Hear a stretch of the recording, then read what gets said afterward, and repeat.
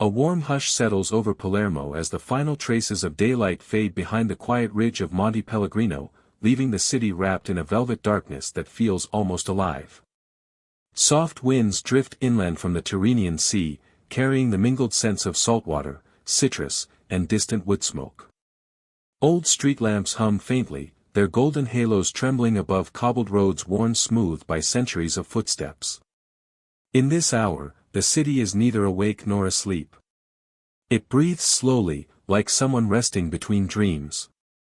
And somewhere within that gentle rhythm, in a corner of the night most people never see, a name begins to whisper its way through alleyways and across dimly lit piazzas. Enzo Romano. A man known quietly, respectfully, and sometimes fearfully as the cousin, because he was always connected, always nearby, always present in matters that required a steady hand. Those who spoke of him rarely did so loudly. They might mention him as they closed the shutters of a small bakery or as they walked home along silent, uneven pathways. His presence seemed stitched into the night itself, subtle but unmistakable. The legend wasn't built on theatrics or violence. Instead, it grew from the way disputes cooled at the mention of his name, how tempers softened when someone said, "Let Enzo handle it." Even people who had never met him felt they knew something about him, as though the city whispered tiny fragments of his personality through the chime of distant church bells and the turning of old iron keys. Yet for all the certainty surrounding his influence, almost no one agreed on who he really was. Some imagined him as a shadow that moved like a thought. Others described him as an ordinary man whose stillness made others reveal themselves. If you walked through Palermo in those years, especially the narrow streets near the Vuxeria market or the quieter lanes skirting the marina, you'd sense an invisible current beneath the calm. Certain doors opened only for certain people. Certain conversations paused when strangers approached. And within this world of gentle caution, Enzo's influence settled like a guiding hand. He wasn't a don, nor a capo, nor any official rank. But he was the cousin everyone seemed to know, the relative you called when family arguments grew too heated, when business negotiations turned uncertain, when tempers rose too quickly for comfort. His power came not from title, but from trust, and trust in Palermo was something rarer than gold. As the night deepened, cafes emptied one by one, their last patrons drifting into the quiet streets. The clatter of espresso cups faded, replaced by the distant hum of a Vespa rolling over uneven stones. Above, shuttered windows glowed faintly as families settled in for the evening, unaware that just a few streets away, things moved according to invisible agreements shaped by men like Enzo. He wasn't always nearby physically, but he was always part of the equation, like a missing note that nonetheless held a melody together. People admired him for what he prevented more than what he caused. In a world where violence was an easy language, Enzo spoke in silences, gestures, and choices that kept the peace like a fragile lantern in a storm. But nights in Palermo had a way of carrying questions beneath their softness. How had a man with no hunger for power become responsible for so much of the city's nocturnal balance? What path had led him from a simple upbringing to the unseen crossroads of influence and danger? Even those who benefited from his presence sometimes wondered whether he had stepped into this life by choice or whether the life had chosen him, slowly, inevitably, like tidewater rising around a man who never noticed how deep he had waded. These unspoken curiosities drifted through the darkness, waiting patiently for answers. On this particular night, this imagined beginning to his story, the quiet feels slightly heavier, as if the city is holding its breath. Somewhere near the marina, a fisherman finishes mending his nets beneath a dim lantern. In the old quarter, a musician packs away his accordion after playing for a handful of lingering diners. And in a modest apartment overlooking a narrow street, Enzo Romano lights a single cigarette, the glow briefly illuminating his thoughtful expression. He isn't a king surveying a kingdom. He is simply a man listening to the subtle movements of a city that believes in him more than he ever asked it to. He hears the distant echoes of footsteps, the rustle of a curtain, the drop of a bottle cap rolling across stone. These are ordinary sounds, yet together they speak a language he has learned to understand. Soon, he will be called upon again. A disagreement simmering in the market district. A misunderstanding near one of the small bars by the water. Nothing large enough to disturb the city in daylight, but significant enough that someone will quietly knock on his door, ask for his presence, and hope he brings calm with him as naturally as the sea brings its waves. For now, though, Palermo rests in its dark velvet, and Enzo remains a quiet figure within it, a man whose story is only beginning to unfold, whose influence is felt even before it is explained, and whose journey will lead us through the gentle yet dangerous beauty of a city that trusted him with its nights. The mornings of Enzo Romano's childhood began long before the city fully woke, often with the low murmur of his mother humming as she prepared breakfast and the distant calls of fishermen returning from the early tides. Via Bonello, the narrow street where he grew up, was a place where neighbors knew the rhythm of each other's steps, where arguments echoed loudly but forgiveness came quietly, and where the air carried the warmth of shared struggle. Children played football with dented tins, women leaned out of balconies exchanging stories as clotheslines swayed between the buildings, and old men smoked silently near doorways as though guarding the memories of the past. For Enzo, this world felt small but comforting, shaped not by wealth or ambition but by the simple reassurance that everyone belonged to one another in some way. His father worked long hours repairing fishing boats on the marina. His hands were thick and worn, his face always marked by sun and salt. He carried a tiredness that lingered even on Sundays, yet he never spoke harshly. When he placed a hand on Enzo's shoulder, it felt like the weight of the entire sea gently settling upon him. His mother, on the other hand, possessed a quiet resilience that showed through her soft voice and steady movements. She believed deeply in the value of patience and often reminded her son that a calm heart survives storms that strength cannot. Enzo remembered those words for the rest of his life, though he did not realize at the time how prophetic they were. Even as a boy, Enzo had an unusual stillness about him. He wasn't timid, nor withdrawn, but he moved through the world with a softness that made people take notice. While other boys chased each other through the alleyways, shouting and laughing until someone scolded them from a window, Enzo preferred to stand back and observe. He noticed details others overlooked, the way a friend lied when nervous, the moments when adults whispered too quietly, the slight tension in someone's voice before an argument started. It wasn't a skill he was taught, it was simply how he experienced the world, as though every gesture told a story if he watched closely enough. At night, when the city cooled and shadows stretched across the stone walls, Enzo often sat by the narrow balcony outside their modest apartment. From there, he could glimpse the faint shimmer of the distant sea and hear the lullaby of soft conversations drifting up from the street. Many evenings he would listen to his father speak with neighbors about the unpredictable nature of the tides, the stubbornness of certain boat engines, or the rising cost of repair materials. These talks were never urgent, never angry, just fragments of life passing from one man to another. And although Enzo barely understood half of it, he absorbed the cadence of adult dialogue, the pauses, the hesitations, the unspoken meanings that lingered in the air. The people of Via Bonello were not wealthy, but they were rich in character. There was Signora Balestra, who sold pastries from her ground-floor window, old Pietro, who sharpened knives and seemed to know every rumor before it became a rumor, and the Martelli brothers, whose constant bickering was so habitual that neighbors joked they would argue even in their sleep.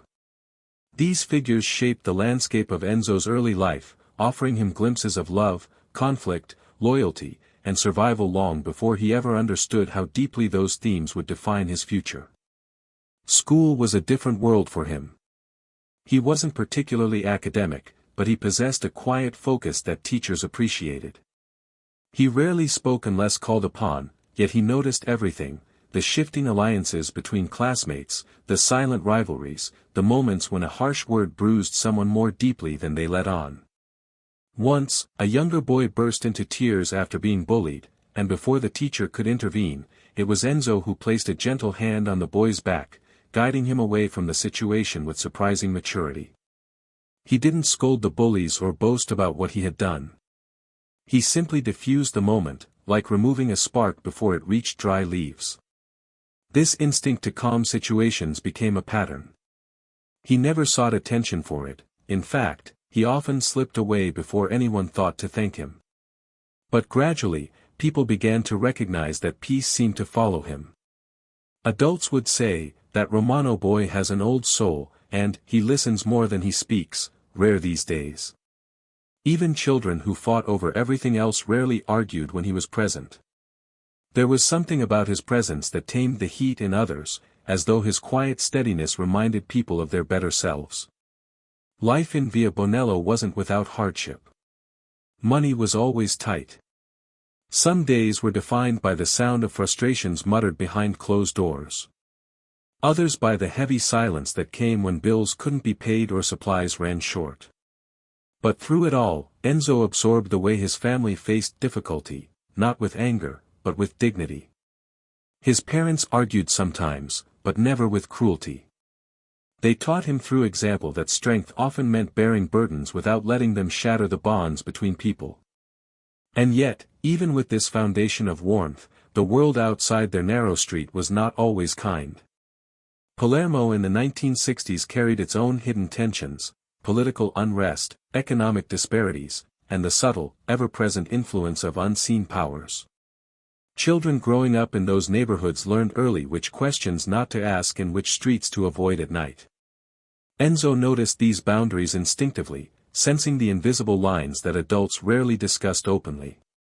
As he moved through his early years, he didn't imagine himself special, or destined, or feared. He simply lived, learning through observation, absorbing the rhythms of people and the weight of silence. He didn't realize that these seemingly small qualities, his calm, his awareness, his quiet ability to resolve tensions, were weaving a path for him that stretched far beyond the simple life his parents hoped for him. Via Bonello shaped him gently, almost lovingly, unaware that it was preparing a boy who would one day become the steady pulse of Palermo's most delicate nights. Enzo's earliest steps toward the world he would one day navigate with such quiet precision were not taken with any intention or ambition. They emerged slowly, almost accidentally, like shadows stretching across a street at sunset. When he was around 14, the city began to reveal to him the subtle currents that ran beneath ordinary life, currents shaped by obligation, by pride, and by the complex web of relationships that defined Palermo's neighborhoods. These early experiences were not crimes in the traditional sense but rather lessons in human behavior, moments that hinted at a world where influence mattered more than fists, and where a boy with calm eyes and a patient mind could find himself drawn into situations far bigger than he realized. One of the first such moments occurred not in an alley or a market, but in the small bar owned by the Giannetti family. Enzo often swept the floor there after school, earning a few coins to help his parents. He liked the quiet hours before sunset, when the bar was nearly empty and the scent of espresso mingled with the lemon peels drying on the counter. One evening, returning from the back room with a stack of clean glasses, he noticed two men whispering heatedly at a corner table. Their voices were low, but their gestures were sharp, hands cutting the air, shoulders tense, eyes shifting like animals ready to lunge. He had seen adults argue before, but this was different. There was weight in the room, a pressure that made the air feel thick. The bar owner, Signor Giannetti, looked worried but didn't intervene. Enzo sensed why. These were not men one interrupted lightly. Something inside him told him to be careful, yet his instinct wasn't fear, it was curiosity mixed with a strange desire to prevent the situation from growing worse. Without thinking, he walked toward the table under the pretense of wiping it down. His presence, small and unassuming, forced the men to pause. For a moment their angry words hovered in their throats, held back by the unexpected appearance of a quiet boy doing his chores. They waited, irritation simmering, but the tension eased slightly, just enough for them to step back from whatever line they'd been approaching. When they finally resumed talking, it was with lowered voices and less agitation. Giannetti later told Enzo, with a slow shake of his head, "You diffused something tonight without even knowing it." Enzo didn't quite understand what he'd done. But he felt something shift, as if a door he had never noticed had opened a crack, just wide enough to hint at what lay behind it. The city continued to offer such moments. Not grand events, but small situations that taught him to read people as if their emotions were written on the skin. He saw how pride could escalate a simple disagreement, how old grudges resurfaced in unexpected ways, and how fear often disguised itself as anger. These observations shaped his growing understanding of the world, a world where listening was more powerful than shouting, and where understanding a person's intentions could prevent trouble long before it started. One afternoon, he witnessed a heated dispute between two vendors at the Vuxeria market. A crate of oranges had gone missing, and suspicion turned quickly into accusation. Voices rose, pushing the busy market into uneasy silence. Shoppers paused mid-step. Even the flies buzzing near the fruit stand seemed to hang in the air, waiting. The vendors squared off, each convinced the other was lying. Enzo, walking home from an errand, stopped at the edge of the gathering crowd. His eyes swept the scene, quietly taking in details others ignored: the overturned crate in a corner, the smear of orange pulp on a delivery boy's shoe, the way one vendor's voice wavered with guilt rather than indignation. He approached slowly, careful not to draw attention. "Maybe the delivery boy knows," he said softly, pointing toward the shoe before slipping away again. The vendors, startled, turned to look. Within minutes the truth unraveled: the boy had stumbled, panicked, and hidden the damaged oranges rather than admit the mistake. What might have spiraled into violence dissolved into a tense but manageable scolding. Enzo's name was mentioned quietly by several witnesses, though he pretended not to hear. People began to notice him, not for strength or bravado, but for something far rarer in young men: the ability to settle storms before they broke. It wasn't long before adults began asking him for small favors. "Walk with me while I speak with your uncle," someone would say, not because Enzo was needed, but because his presence had a calming effect. When two teenage boys fought fiercely behind a row of parked scooters, Enzo didn't intervene physically. He simply stepped between them, looking each one in the eyes until their rage softened enough for them to remember their friendship. These acts were not heroic. They were not dramatic. They were quiet, almost invisible, and yet they carried weight in neighborhoods where tempers often overruled thought. Enzo himself didn't consider any of this unusual. He wasn't trying to build a reputation. He didn't see himself as special. But others did. People began saying he had a sense for trouble, that he could understand things before they happened. Some joked he would make a good priest. Others whispered that he would one day be involved in more serious things. What he didn't see, what he couldn't yet understand, was that he was being watched. Not by police or teachers, but by men who valued the skill he didn't know he possessed. Men who understood the power of influence and the importance of someone who could keep peace in delicate matters. These early moments of unintentional diplomacy were shaping him, preparing him for a future that neither he nor his family could imagine. And though he remained unaware, the quiet shift toward a different kind of life had already begun, carrying him step by cautious step toward the shadowed roles that would one day define his name. By the time Enzo was 18, he had already become a fixture in the landscape of Palermo's undercurrent, though he still moved through the streets as an observer, a quiet force that people both relied on and respected. He had learned much in his young life, not through textbooks or formal schooling, but through the school of hard knocks, through the subtle exchanges of glances, gestures, and hushed conversations in the corners of cafes, street corners, and narrow alleys. Life in Palermo was never simple, but it was filled with lessons in how to navigate the delicate balance of power, loyalty, and survival. Enzo had learned, perhaps instinctively, how to move within those unseen currents, how to read the subtext of a conversation, how to anticipate the needs of others before they even spoke. But even in these early years, there was something different about him, a quality that set him apart from the rest.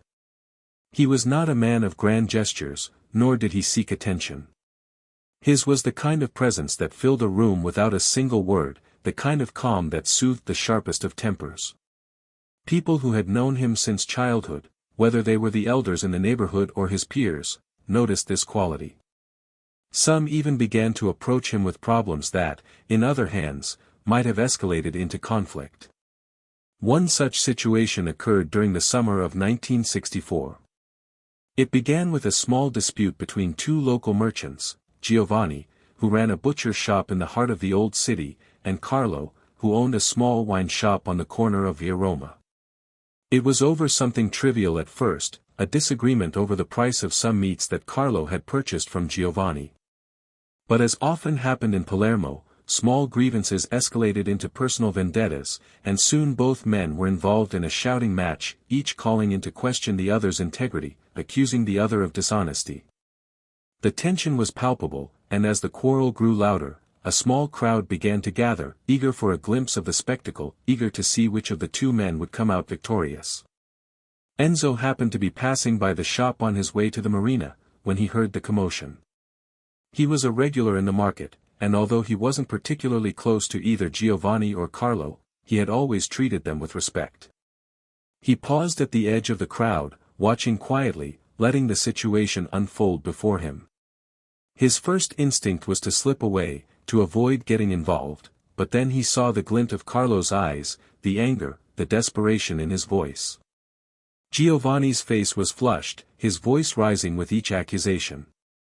There was something raw about the situation, something that felt like it could snap at any moment. Enzo had seen enough fights in his life to recognize when a situation had crossed a line. But what set this apart was the undercurrent of fear. Fear of losing face, of being embarrassed in front of the people who had gathered to watch, fear of the consequences that came with a public quarrel. It wasn't just about money, it was about honor, reputation, and the dangerous games that people played when pride was on the line. Without thinking, Enzo stepped forward. The crowd seemed to part instinctively, as if they knew that Enzo was not just another spectator. He walked slowly, deliberately, until he reached the two men. His presence alone made them pause, their words faltering as he stood between them. The crowd, sensing the tension in the air, fell silent. Enzo didn't raise his voice.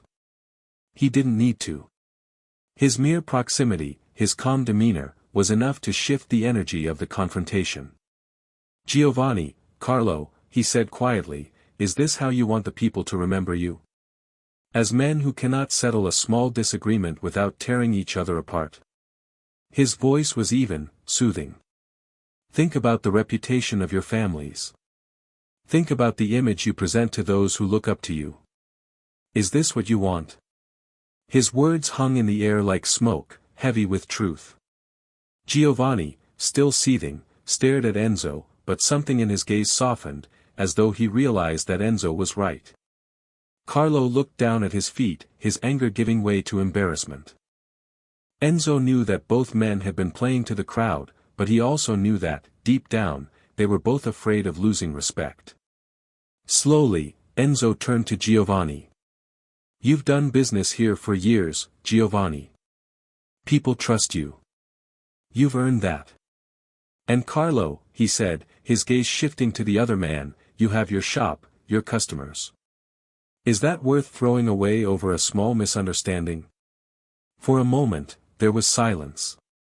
Then Giovanni sighed deeply, the weight of the situation settling on him. "You're right," he muttered, his shoulders slumping. "This is foolish. Carlo, I apologize." Carlo nodded, looking both relieved and embarrassed. I'm sorry too, Giovanni. This wasn't worth it." Enzo stepped back, nodding once. "It's settled then." He turned to the crowd, which had begun to murmur in approval. "Let this be the end of it." The crowd dispersed as quickly as it had gathered, and Enzo found himself alone once more in the street. He hadn't sought out this confrontation, nor had he expected it. But he had, in his own quiet way, diffused what could have been a dangerous moment. It wasn't the first time, and it wouldn't be the last. Enzo had become known for this, his ability to step in, to settle disputes with words rather than fists, to restore balance before things could spiral out of control. What he didn't realize at the time was that these small, seemingly insignificant acts were shaping his reputation. People weren't just seeing him as a boy with a calming presence, they were beginning to see him as someone who understood the complexities of human nature, someone who could navigate the fragile alliances and rivalries of the world around him. It was the beginning of something much larger, something that would come to define his role in Palermo. Enzo hadn't yet decided what path he would take in life, whether he would continue his work at the marina or follow in the footsteps of his father. But what he couldn't deny was that his ability to calm tensions, to read people and situations with startling accuracy, was something rare. And as the years went on, that rare quality would become a currency in itself, one that would serve him well in the years to come, as the underworld of Palermo began to take notice of the young man who could see the world not in black and white, but in the nuanced shades of gray that made everything more complicated, and more dangerous.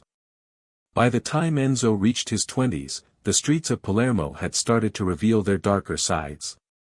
Though his skills in diffusing tension had earned him a reputation, it was clear that the world around him was becoming more complex, more unpredictable. He was no longer just a boy with a quiet charm, he was becoming a man whose calm demeanor was being sought after by individuals whose power was built not on respect, but on fear. This was a world where loyalty was a currency, and trust was often paid for in blood.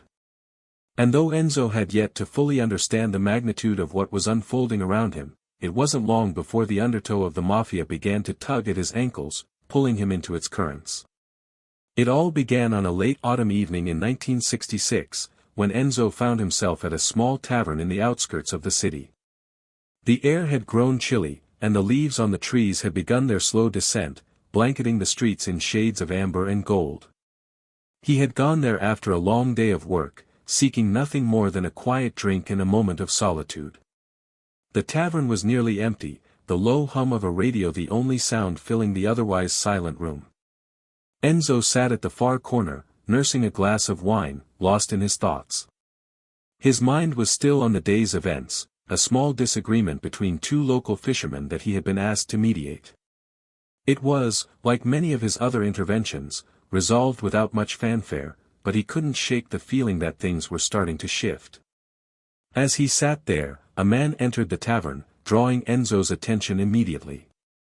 He was tall, with sharp features and a demeanor that demanded respect without a word. His clothes were dark, well-tailored, and his eyes were hidden behind thick sunglasses, even though it was late in the evening. The man moved with a kind of slow, deliberate grace, like someone who was used to being watched, and Enzo couldn't help but notice the way others in the tavern seemed to tense as he passed. It was clear that this was not a man to be trifled with. Enzo's instincts kicked in immediately, as they always did when he sensed trouble in the air. He didn't recognize the man, but his presence spoke volumes. This wasn't the kind of person who entered a room without reason. The man scanned the room, his eyes pausing for a fraction of a second on Enzo before moving on. It wasn't a particularly long look, but it was enough to send a ripple of unease through him. Enzo returned his gaze to his wine, pretending not to notice, but his mind was already working, calculating, assessing, trying to figure out who this man was and what his business might be. The man approached the bar, ordered a drink in a low voice, and stood for a moment, surveying the room. There was an air of authority about him, an unspoken command that made the rest of the patrons steer clear, though they kept their eyes on him out of the corner of their gaze. Enzo's curiosity grew, but he didn't move. He had learned long ago that patience was key in situations like this. He knew that the moment he made a move, the game would change. So he waited. It wasn't long before the man turned and made his way toward Enzo's table, his footsteps deliberate and measured. As he approached, the quiet in the room seemed to deepen, the hum of the radio fading into the background as everyone waited for what would come next. Enzo didn't flinch. He didn't stand up or acknowledge the man until he was standing directly in front of him. "You're Enzo Romano, aren't you?" the man asked, his voice low but steady. It wasn't a question, it was a statement. Enzo looked up at him, meeting his eyes with the same calm that had carried him through countless other encounters. "I am," he said simply. The man smiled, a slow, calculating smile that didn't quite reach his eyes. "I've heard a lot about you," he said, pulling out the chair across from Enzo and sitting down without waiting for an invitation. "You have quite the reputation for keeping the peace around here." Enzo said nothing. He had learned that silence was often the most effective response in these situations. The man studied him for a moment, his gaze piercing, before continuing. You have a rare gift, Enzo, he said, his voice dropping even lower, as though sharing a secret. Not many people can see things the way you do. Not many can resolve conflicts with a word instead of a fist. But I need to ask you something. Enzo felt a small flicker of unease, though he didn't show it. He had learned to trust his instincts, and something about this conversation didn't sit right with him. But he remained composed, waiting for the man to continue. I need a man like you, the stranger said, leaning in slightly. Someone who knows how to make things disappear. Someone who understands that not every problem can be solved by talking. Sometimes, things need to be handled a little differently. Enzo's heart skipped a beat. He had heard rumors, of course, rumors about the mafia's influence in the city, but he had always kept his distance. He wasn't naive, he knew how power worked in Palermo. He knew that the underworld ran like a silent current beneath the city's streets, its tendrils reaching into everything, from the politicians to the police, from the small merchants to the big families who controlled the flow of money. But he had never imagined that he might be drawn into it. The man was watching him closely, his eyes narrowing slightly as if waiting for a reaction. But Enzo kept his face impassive, his thoughts running swiftly, trying to process the situation. This was not a request for help. This was a demand, and it was clear that refusal wasn't an option. I'm not the man you think I am, Enzo said quietly, his voice steady but firm. I don't get involved in the kinds of things you're talking about. The man didn't flinch. He merely smiled again, that same calculating smile. You may not think you are, Enzo. But trust me, you're already involved. You've been making decisions for people your whole life, haven't you? You've been making things disappear long before you realized it. You've kept things quiet, resolved problems, put out fires. But now, we need someone who can handle things, on a larger scale. Someone who understands that in our world, silence is often the loudest voice. Enzo felt the weight of the man's words, the unspoken threat that hung in the air between them. He knew what was being asked of him, he was being offered a choice, but it wasn't really a choice at all. Refuse, and he would become a target. Accept, and he would be bound to forces far more dangerous than anything he had ever encountered. For a long moment, neither of them spoke. The tension in the air was palpable, like the calm before a storm. Enzo's mind raced, but he kept his outward composure. The man's eyes never left him, waiting for a decision. Finally, Enzo broke the silence, his voice low but unwavering. I don't know what you want from me. But I don't work for anyone, not like that. The man stood up, his smile never wavering. You will, Enzo, he said, his voice as smooth as velvet. Whether you like it or not. And with that, he turned and walked away, leaving Enzo alone with his thoughts, and with the distinct feeling that his life, which had seemed so certain just moments ago, had just veered onto an entirely new path. The quiet life he had once known was slipping away, and the shadow of something much darker was beginning to loom over him. The following days after the meeting at the tavern felt different to Enzo. It was as though a silent fog had descended upon his life, obscuring the path he had walked with such certainty for so many years. The words of the mysterious man lingered in his mind, echoing over and over, filling every quiet moment with a growing unease. Enzo had always prided himself on his ability to read situations, to know when to step in and when to step back. But this was different. This was not a matter of right or wrong, of resolving a small neighborhood dispute or easing the tensions between two merchants. This was a whole new world, one that he had never imagined he would be thrust into. He spent the next few days trying to keep his mind occupied, going through his usual routine. He helped out at the marina, ran errands for his mother, and continued to spend his evenings at the local cafe, keeping to himself and keeping an eye on the streets. But despite his best efforts, the sense of inevitability that hung over him like a dark cloud refused to dissipate. He knew that the man at the tavern hadn't just been making casual conversation. That meeting had been a signal, a message. Enzo was being watched, whether he liked it or not. It wasn't long before the first sign of this new world appeared.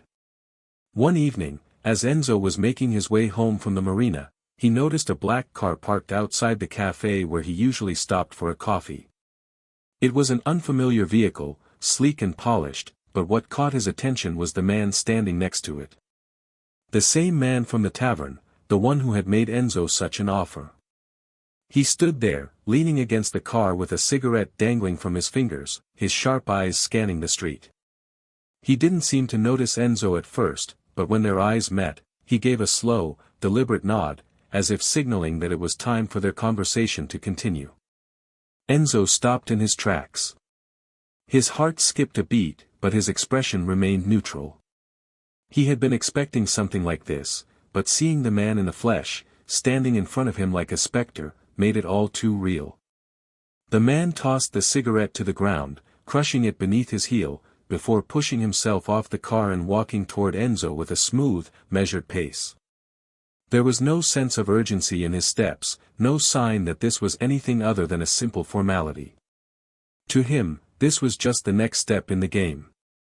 "You've been keeping a low profile," the man said, his voice casual, as though they were old acquaintances catching up. "But I'm sure you've been thinking about our conversation. You're not the type to ignore something that important." Enzo said nothing, just stared at him with cool, unreadable eyes. He had learned long ago that silence was often the best way to maintain control of a situation. He wasn't about to let this man get the upper hand by speaking too soon. The man smiled, as though he understood exactly what Enzo was doing, and then nodded toward the car. "Let's take a drive," he said, his voice still calm, but with an edge that suggested this wasn't a suggestion, it was an expectation. Enzo hesitated, his mind racing. There was a part of him that wanted to refuse, to walk away and forget everything that had happened. But deep down, he knew that he had no such luxury. The invitation was a form of pressure, subtle but undeniable. Refusing now would make him a target, and that was a risk he couldn't afford to take. With a slow, deliberate movement, Enzo nodded. "All right," he said, his voice steady. The man gave a satisfied smile and gestured toward the car. They both climbed into the back seat, the door shutting with a soft thud behind them. As the car began to move, Enzo glanced out the window, watching the familiar streets of Palermo slip by. The city that had always felt so alive, so full of possibility, now seemed somehow distant, as though it were slipping out of reach. He didn't speak, nor did the man in the seat beside him. The silence in the car was thick, like the air before a storm. The man finally broke it, his voice low and conversational. "You're not going to like the things you'll have to do, Enzo. I'll be honest with you. But you're smart. You'll understand why they need to be done." Enzo's eyes flicked to him for a moment, but he didn't respond. He didn't need to. They drove for what felt like an eternity, the car weaving through the winding streets of the city, then taking a sharp turn into an industrial area on the outskirts. The further they went, the quieter the streets became, until they were surrounded by nothing but abandoned warehouses and dark, empty roads. It was a place Enzo didn't recognize, a part of the city that felt like it had been forgotten by time. Finally, the car stopped in front of a nondescript building. The man in the driver's seat turned off the engine and looked at Enzo. "This is where you'll learn what we do. It's where you'll see what you're really capable of." Enzo felt a knot tighten in his stomach, but he kept his face impassive. He had no choice but to follow. The man led him inside the building, down a dimly lit hallway that seemed to stretch on forever. The air was thick with the smell of dust and old wood, and the silence was broken only by the sound of their footsteps echoing off the walls. They reached a door at the end of the hallway, and the man knocked twice before entering without waiting for a response. Inside, the room was large and sparsely furnished, with a few chairs scattered around a long wooden table. A group of men sat at the table, their faces hard and unreadable. They looked up as the door opened, and for a moment, Enzo felt a wave of unease wash over him. These men weren't the kind of people he had ever wanted to associate with. But now, it seemed, he had no choice. The man who had brought him there stepped forward, speaking to the group in a tone of authority. "This is Enzo Romano," he said, introducing him with a slight wave of his hand. "He's the one I told you about, the one who can make things disappear." The men at the table studied Enzo for a moment, sizing him up, before one of them, a tall, broad-shouldered man with a scar running down his cheek, nodded. "We've heard about him. Let's see if he lives up to the hype." Enzo stood there, still silent, his heart beating steadily in his chest. He had crossed a line now. There was no going back. The world he had once known, the one where he could walk the streets of Palermo without fear, was gone. He was in the mafia's world now. And there was no turning back from that. The room was cold, its barren walls standing as silent witnesses to the events unfolding. The men around the table did not speak at first. Instead, they simply watched Enzo, their expressions unreadable. It was as though they were trying to decide whether or not he was worthy of their time, whether or not he would prove to be useful to them, or if he would become just another casualty of their dark, ruthless world. Enzo felt the weight of their gazes on him, but he didn't flinch. His mind was calm, though his heart was beating faster than usual. This was not the time for hesitation. The man who had brought him here, still unnamed, still a shadow in the background, stood to the side, watching with an inscrutable expression. Enzo couldn't figure him out yet. Was he a leader, a messenger, or simply a go-between?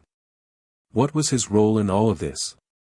One thing was clear, he had brought Enzo here with a purpose, and it was now up to Enzo to prove himself.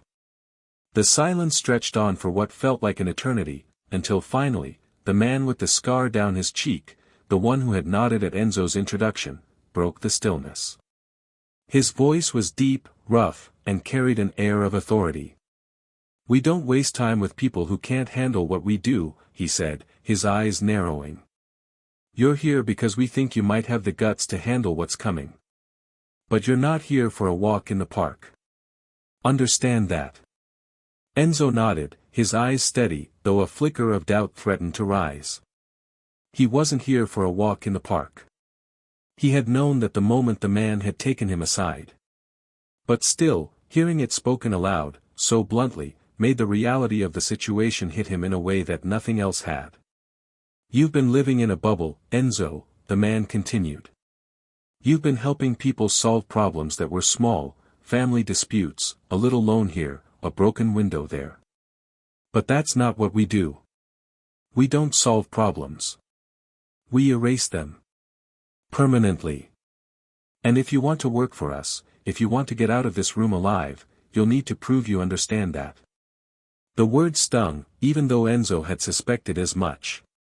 He had seen the signs, the tension between the families, the whispers in the streets, the way men of power spoke in hushed tones about problems that couldn't be solved with words alone.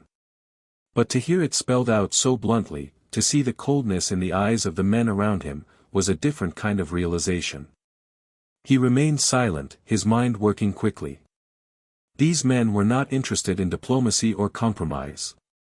They were interested in control, in power, and in eliminating anyone who stood in their way. Enzo had always tried to maintain a sense of balance, to mediate conflicts before they escalated. But he had never dealt with the kind of problems these men were speaking of. One of the other men at the table, a wiry, sharp-eyed figure who looked older than the others, spoke next. His voice was softer, but there was a hard edge to it. "We've got a problem in the city. It's growing, and it's not something we can ignore any longer. It's a business conflict, but it's gotten personal. This guy, Giuseppe Valenti, he's been making moves on our turf. He's trying to break into territory that's already claimed. And he doesn't care who he hurts to do it." Enzo listened intently, his mind absorbing every word. The name Giuseppe Valenti was unfamiliar to him, but the way the men spoke of him told Enzo all he needed to know. Valenti was a threat, someone who didn't know how to respect the unspoken rules of the city. Someone who was willing to stir up trouble for his own gain. The man with the scar leaned forward, locking eyes with Enzo. "We need him taken care of. We need him to disappear. But we don't want a trail, Enzo. We don't want anyone to know that we were involved. We need you to handle it.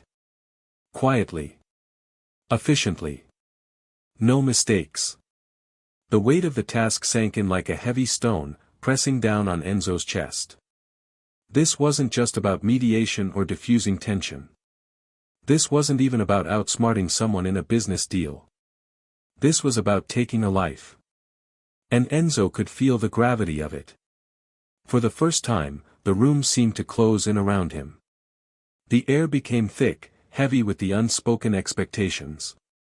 He wasn't just being asked to step into the world of the mafia, he was being asked to become an instrument of it. And the moment he accepted, there would be no turning back. The path forward would be one of darkness, of decisions that would change him forever. He had always been able to keep his hands clean, always managed to stay on the periphery of the violence that others in the city had become used to. But this was different. This wasn't a situation where he could just talk his way out. There was no room for negotiation, no middle ground. He had to choose, and he had to choose now. The silence in the room grew heavier.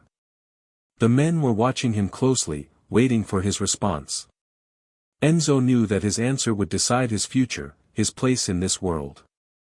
Refuse, and he would be marked as an outsider, a liability. Accept, and he would be bound to this life, to these men, to the very underworld he had been so careful to avoid.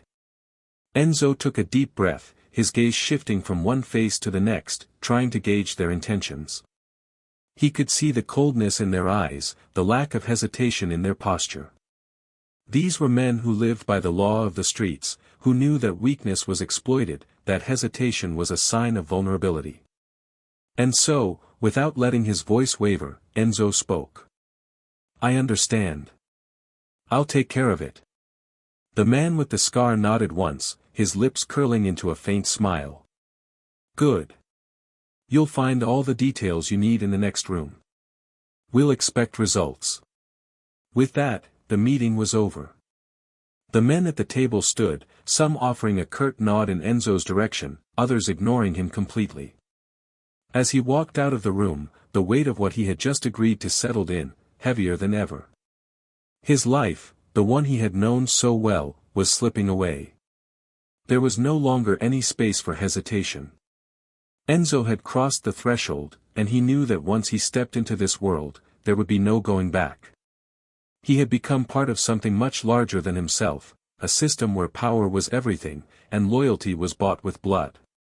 The room where Enzo stood was dimly lit, the low hum of a nearby neon light casting long, uneven shadows across the concrete floor. As he entered the small office, he couldn't help but feel the weight of every decision he had made that had led him here. The air smelled faintly of stale cigarettes, old leather, and something else, something he couldn't quite place but that immediately made him uncomfortable.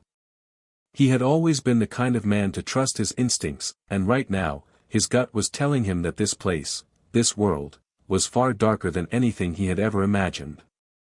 The man with the scar had led him into this back room after the meeting, handing him a small envelope with a seal that was unfamiliar. It was cold in here, and the absence of windows made it feel like the world outside didn't exist anymore. The only sound was the faint tick of a clock in the corner, each second stretching longer than the one before. He opened the envelope slowly, the thick paper rustling slightly in the quiet room. Inside, there was a sheet of paper with a list of names, locations, and a brief description of the man he was supposed to eliminate, Giuseppe Valenti. The name had a cold ring to it, and as Enzo read the details, he could feel the chill of inevitability creeping up his spine. Valenti was a problem, a man who had crossed lines and created conflict in the underworld. But it wasn't just his criminal activity that made him dangerous, it was his arrogance, his refusal to adhere to the unspoken rules that governed the city's criminal world. Valenti wasn't like the others.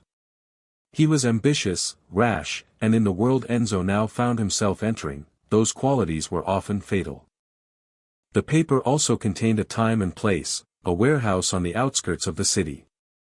It was the perfect location for a job like this, isolated, unmonitored, and far from the prying eyes of those who might be curious about the shadows of Palermo. Enzo's heart rate remained steady as he read through the final instructions, but his mind was already racing. This was the moment he had been dreading, the point of no return. He had been asked to eliminate a man, a dangerous man, but a man nonetheless. A life was about to be extinguished, and he would be the one to do it. He folded the paper carefully and slipped it back into the envelope. His hand felt strangely heavy as he did so, the weight of the decision pressing on him more than ever before. Enzo wasn't a killer. He had never been a killer. He had spent years working in the underbelly of Palermo, using his wit and charm to navigate the maze of crime without getting his hands dirty. But this was different. This wasn't just about negotiations or finding a way out of conflict. This was about taking action, about doing what was necessary, even if it meant becoming the very thing he had always avoided. For a moment, Enzo stood frozen, staring at the envelope in his hand, the dim light flickering above him. His thoughts were a swirl of conflicting emotions. He could feel his heart beating in his chest, thumping louder than it ever had before. He had made a promise. He had agreed to take care of this. And now, there was no turning back. The sound of footsteps approaching broke his reverie. Enzo looked up just in time to see the man with the scar step into the room, his face hard and unreadable. He nodded toward the envelope in Enzo's hands. "You've seen the details," the man said.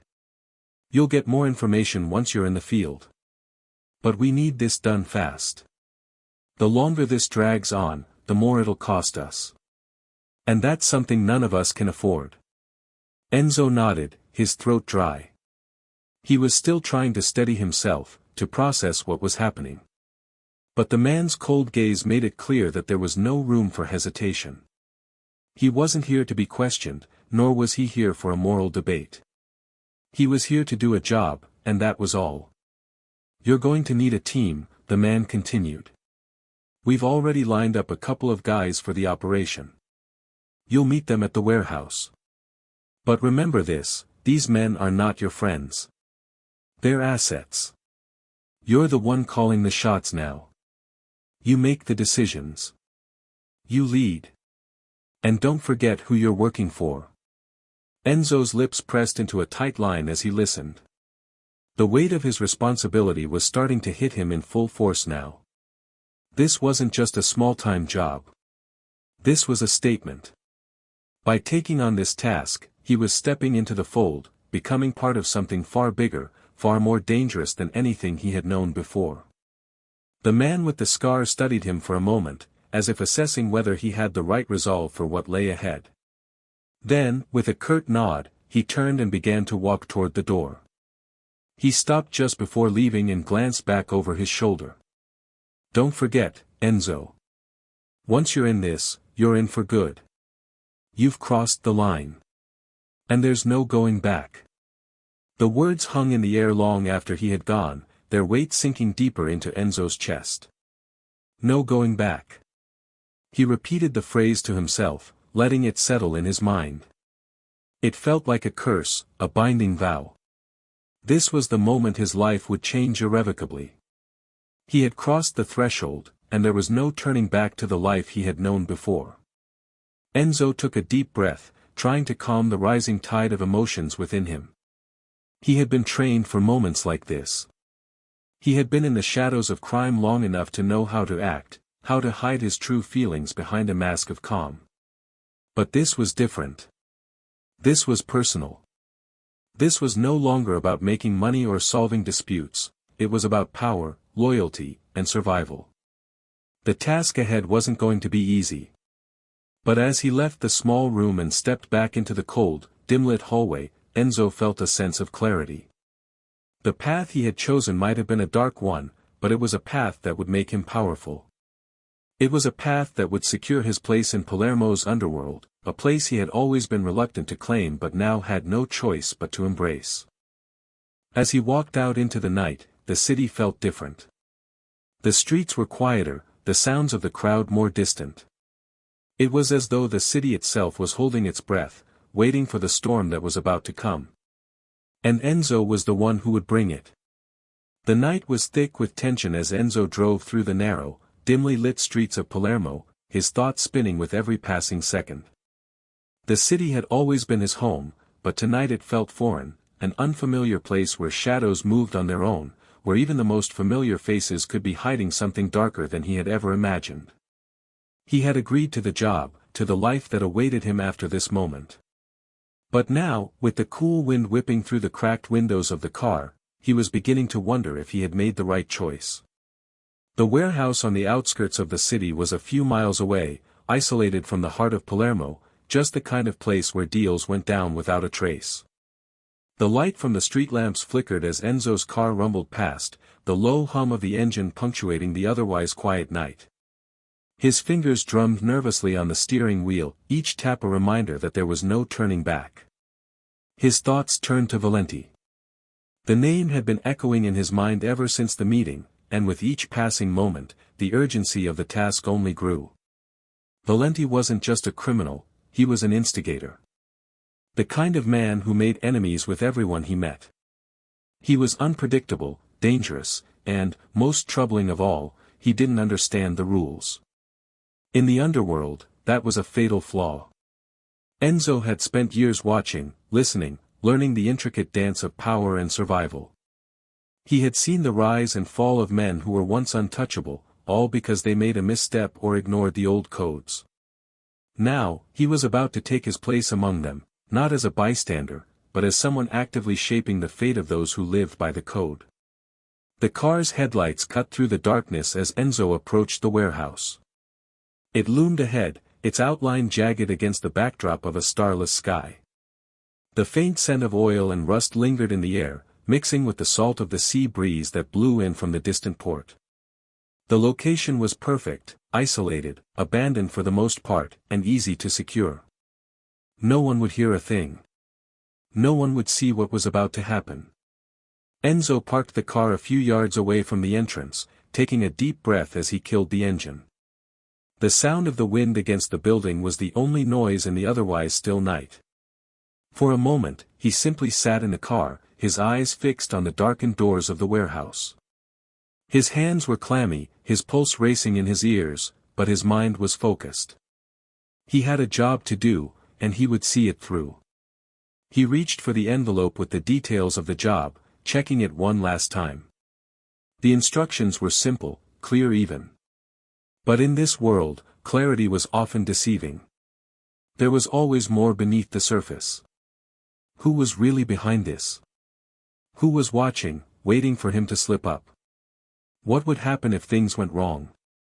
The questions swirled in his mind, but he quickly shut them out. There was no room for doubt. Not now. Not when everything depended on his ability to stay calm and execute the plan. Enzo stepped out of the car and moved quickly toward the entrance of the warehouse, the soles of his shoes clicking softly on the pavement. The familiar chill of adrenaline coursed through his veins, sharpening his senses. The darkness around him felt thick, almost suffocating, but he pushed forward. He had to get in, meet the men who were waiting for him, and do what he had promised. The door to the warehouse creaked as he pushed it open, the sound sharp and echoing through the empty space.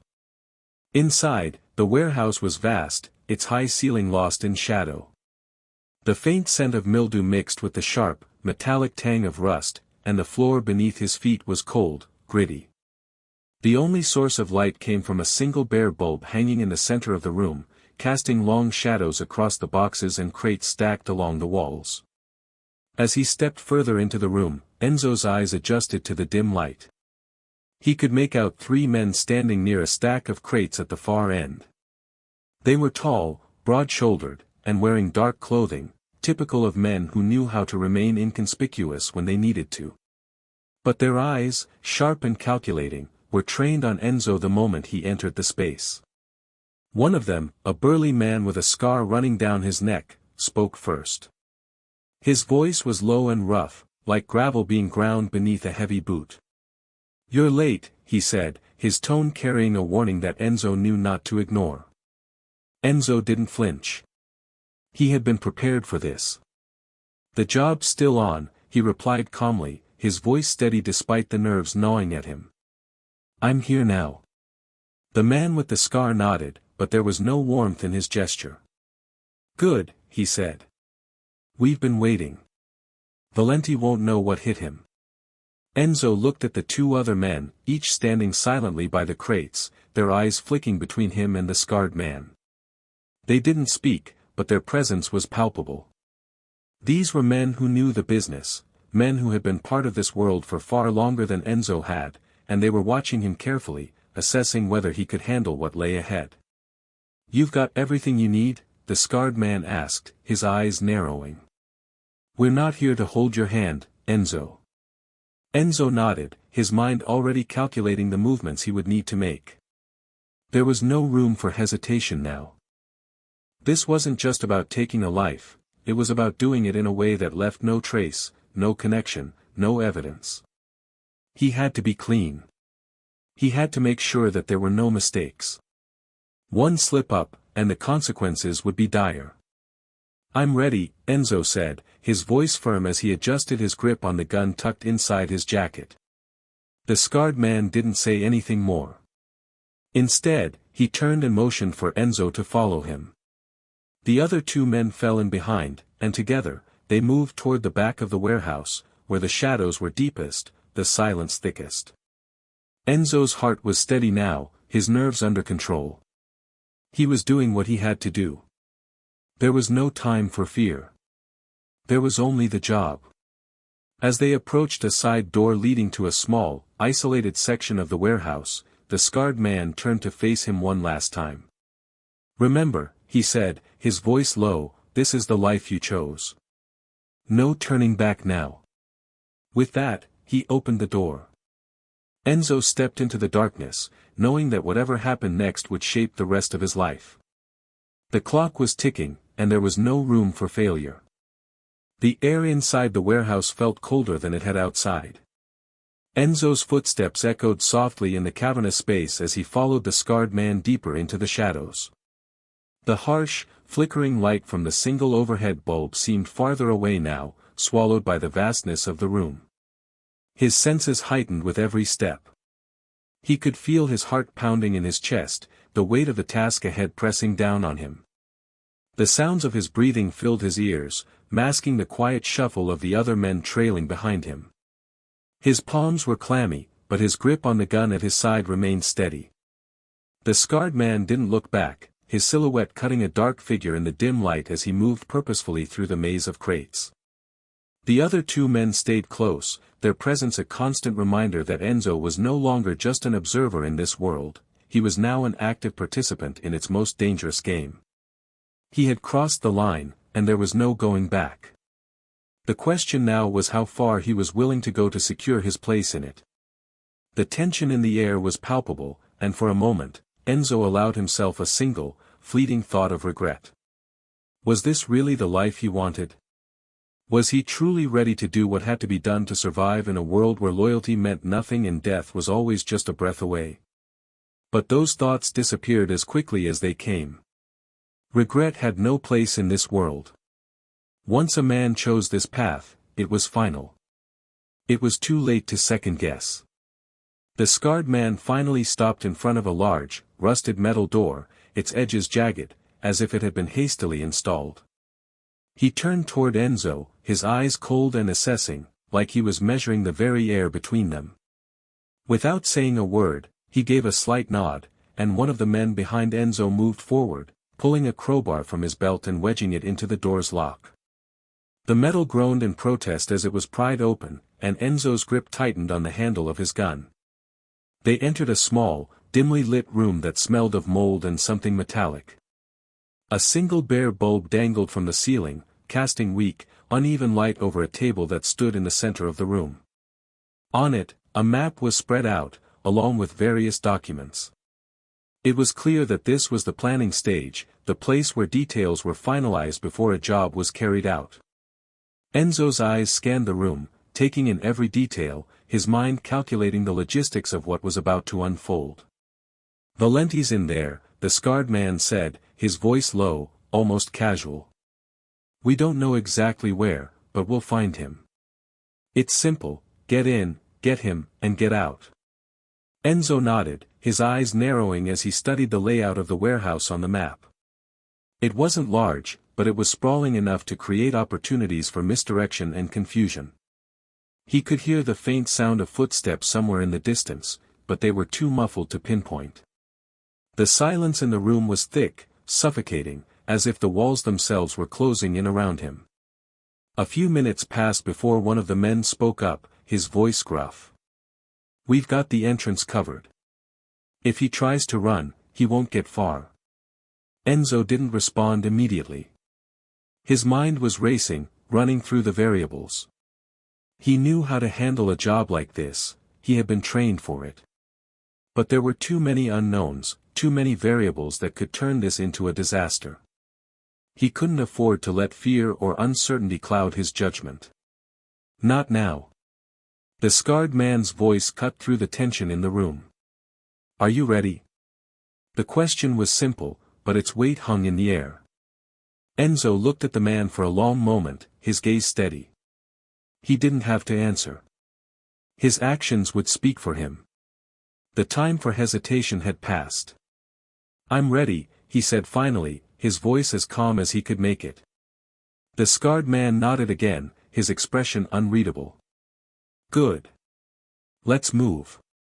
The men moved quickly, their footsteps echoing as they began to fan out, their movements practiced, deliberate. Enzo followed them without a word, his senses sharpened, every muscle in his body tense with anticipation. As they moved deeper into the warehouse, Enzo could feel the weight of the moment settling on his shoulders. This was it. This was the point of no return. They reached a narrow hallway that led further into the building, the light growing dimmer the farther they went. The only sounds were the creak of their boots on the concrete floor and the occasional rattle of metal from the machinery that lined the walls. They stopped near a corner, the scarred man holding up a hand to signal for silence. Enzo didn't question the command. His eyes scanned the shadows, searching for any sign of movement. Time seemed to slow. The stillness before the chaos. With a slow exhale, Enzo pushed open the door just enough to reveal a sliver of light. He could see Valenti now, just a few feet away, completely unaware. The soft glow of the light illuminated Valenti's disheveled appearance, his clothes rumpled and unkempt, but there was still that air of superiority about him. The way he held himself, the arrogance in his posture, it was all so typical of men like him. Men who thought they were invincible, untouchable, destined to rule forever. Enzo couldn't help but feel a brief, cold sense of satisfaction. The man's downfall was inevitable. And Enzo, in his own way, was the one to make it happen. He took another step forward, his hand gripping the doorframe, and the sound of his breath seemed to echo in the stillness. Valenti didn't stir. He was too absorbed in whatever it was that was on the table before him, probably thinking about some new scheme, some new way to tighten his grip on Palermo. But he didn't see the trap that was closing in around him. Enzo was the noose, and Valenti had already stepped into it. Enzo's eyes flicked toward the men behind him, a silent signal. The door was open just enough for them to slip inside, and Enzo's fingers twitched around the trigger, his body poised to act. Every muscle was taut, every nerve screaming for action. But he held steady. Patience had always been one of his greatest virtues. With a swift movement, Enzo stepped into the room fully, the door creaking as it was pushed open wider. His shadow fell across the floor, and finally, Valenti turned. His eyes were sharp, immediately noticing the figure standing before him.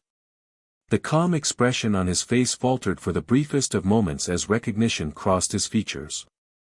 "Enzo Romano," Valenti said slowly, his voice thick with disbelief, yet laced with a hint of defiance. "I should have known it would be you." There it was. The arrogance, the bravado. Enzo could see the flicker of surprise in Valenti's eyes, but it was quickly replaced by the bravado that had always defined the man. He stood up slowly, a sneer curling on his lips. "You think you can just walk in here and take me down? You think this is your moment?" He took a step toward Enzo, his eyes narrowing. "You're nothing but a pawn. Do you really think they'll let you get away with this? Enzo remained silent, his eyes locked on Valenti. The man's words were empty, his attempts at intimidation futile. Enzo had heard it all before, and it meant nothing now. Valenti's words were nothing more than a desperate attempt to regain control, to assert his power in the face of his impending defeat. It was the last act of a man who knew the end was near but refused to accept it. And in that moment, as Enzo stood across from him, his gun steady in his hand, he realized something. Valenti had never been as invincible as he thought. He had always been vulnerable, just like everyone else who chose to live a life of violence and deceit. Enzo could feel the pulse in his ears, but he remained calm. The moment stretched, suspended in time. Then, without a single word more, he raised his weapon and fired. The sound was sharp, a single, deafening crack that echoed through the empty space of the warehouse. Valenti collapsed to the floor, his body jerking once before going still. The room fell silent again, the weight of what had just transpired settling heavily in the air. Enzo stood there for a moment, his gun still aimed at the fallen man, his breath steady. The task was done.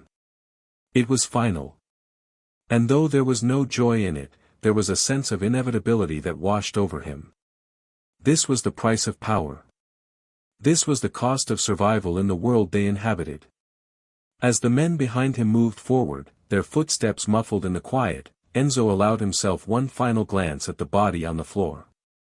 Valenti had been a giant in his own mind, but now he was just another man who had overreached and paid the price. Enzo knew it was far from over, there were always more men like Valenti, always more deals to be made and blood to be spilled.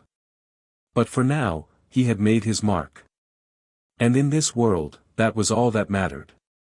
Without another word, Enzo turned and walked out of the room, leaving the body behind, the echoes of the past already fading into the distance. The sound of footsteps echoed through the corridors of the warehouse as Enzo and his men made their way toward the exit.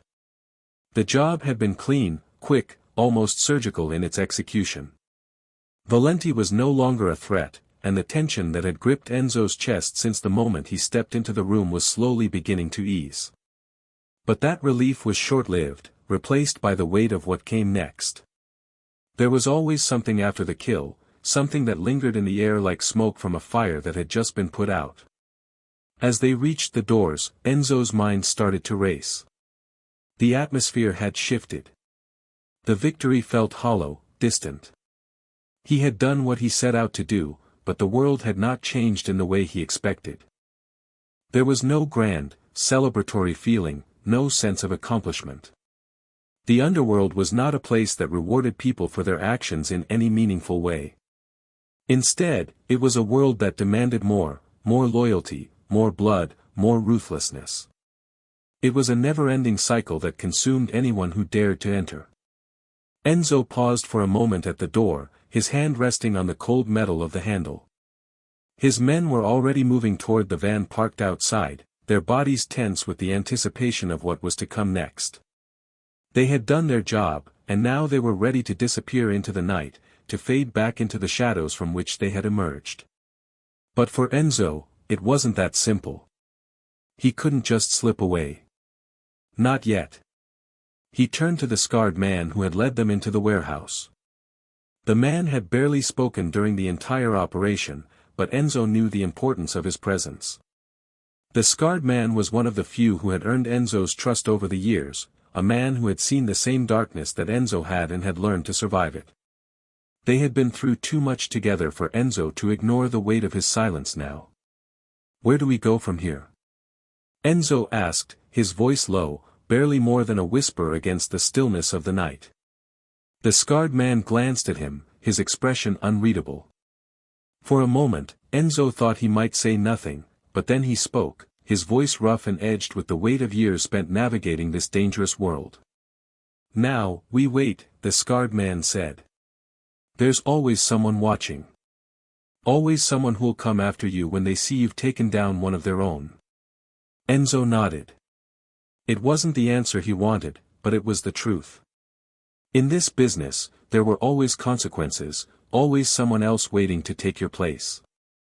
He had killed Valenti, but that didn't mean the power vacuum would remain unfilled.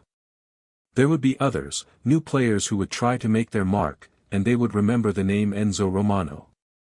They would remember what he had done and they would seek retribution. That was the nature of the underworld, a constant, unrelenting cycle of violence and betrayal. They reached the van, and Enzo slid into the front seat. The engine roared to life, and the vehicle jolted forward, its headlights cutting through the darkness as they drove through the narrow streets of Palermo. The city was eerily quiet, the usual hum of activity replaced by a tense stillness that seemed to hang in the air. The streets that once felt familiar now seemed foreign, like a world that was just out of reach. Enzo leaned back in his seat, staring out the window. The city was a labyrinth, a maze of alleyways and forgotten corners that could swallow a man whole. And yet, it was also home. It was the place where he had learned the rules, where he had risen from nothing to become a figure feared by many. But now, even as the city stretched out before him, Enzo felt a growing distance between himself and everything he had once known. It was as if he were an outsider, looking in on a world that no longer belonged to him. The scarred man sat beside him in the back seat, his eyes scanning the shadows as they drove. Enzo could feel the weight of his gaze, the way the man was always alert, always ready for whatever came next. There was no comfort in this life, no security. And Enzo knew that it wasn't just the city that was shifting, it was him. Something inside him had changed in that warehouse. There had been a time when he felt the rush of power after a kill, a time when the adrenaline of survival was enough to carry him through the chaos. But that feeling had begun to fade. He was no longer sure what he was chasing. The van took a turn, and Enzo's gaze shifted to the rearview mirror, his eyes narrowing as he saw the faint glow of headlights behind them.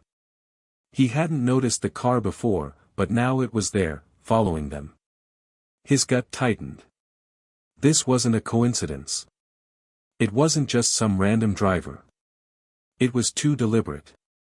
Someone was watching them. Are we being followed? Enzo asked, his voice steady but laced with the tension that had started to build in his chest. The scarred man's eyes flicked to the rearview mirror, and then back to Enzo. I think so, he muttered. It's probably someone from Valenti's crew. Enzo didn't answer. He knew that this was a dangerous game they were playing, but it was one he had played before. The question was, how far would they go to finish it? He couldn't let himself be caught off guard. Not now. Not after everything he had done to get to this point. The van accelerated, its tires squealing slightly as they took another turn. Enzo's eyes were fixed on the road ahead, but his mind was focused on the car behind them.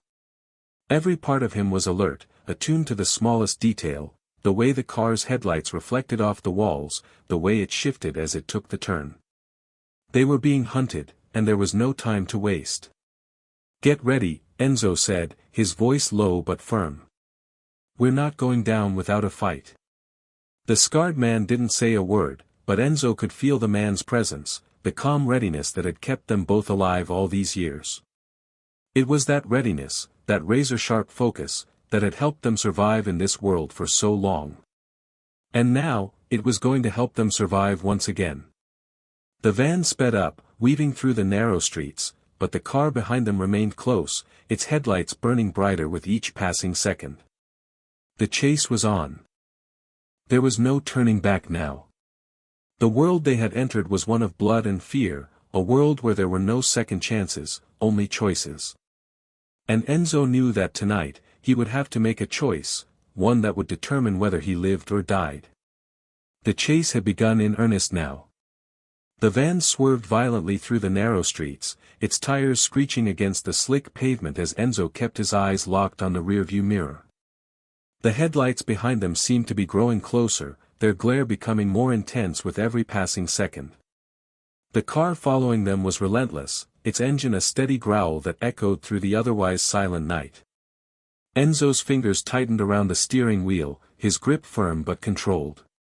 Every instinct in his body screamed to act, every muscle tensed in readiness, but he knew better than to let panic take hold. This was no random chase. Whoever was behind them wasn't just some thug looking for a quick hit. This was methodical, calculated. A warning. And in this world, warnings were often more dangerous than direct threats. A warning meant that they were being watched, that their every move was under scrutiny.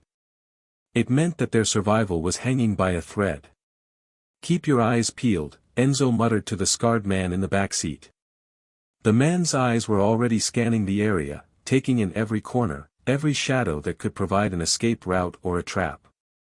The scarred man's face was impassive, but Enzo could feel the tension radiating from him. They both knew that getting caught in this game was not an option.